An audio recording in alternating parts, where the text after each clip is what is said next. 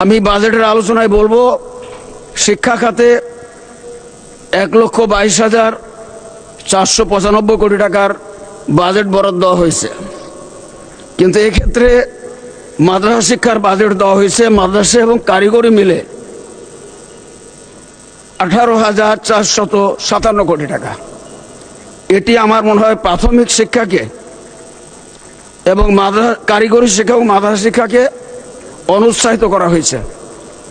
আমি মাননীয় স্পিকার মাদ্রাসা শিক্ষার প্রতি আরও সুনজর দেওয়ার জন্য আমি মাননীয় স্পিকার আপনার মাধ্যমে শিক্ষামন্ত্রী মহোদয়ের কাছে আমার বক্তব্য রাখতে চাই। আমি বলবো মাদ্রাসা শিক্ষার বিশেষ করে প্রাথমিক শিক্ষা, আপনারা দেখেছেন ইবতেদায়ী মাদ্রাসাগুলো বহুদিনের আন্দোলন করে আসছে, এখন পর্যন্ত তাদেরকে কোনো সুযোগ দেওয়া হচ্ছে না। এবং সুযোগ সুবিধার ক্ষেত্রে প্রাথমিক শিক্ষার ক্ষেত্রে সে জুতা পোশাক এবং তাদের ব্যাগ দেওয়া হচ্ছে, কিন্তু ইবতেদায়ী মাদ্রাসাগুলোতে দেওয়া হচ্ছে না।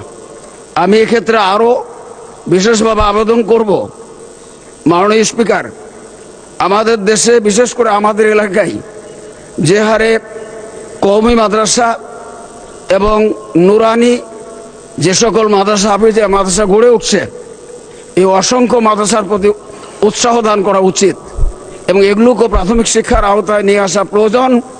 এদের জন্য একটি বরাদ্দ আগামী বছরে দেওয়া উচিত বলে আমি মনে করি। এই বছরে সেই বরাদ্দটা সংশোধন করে হতে পারে।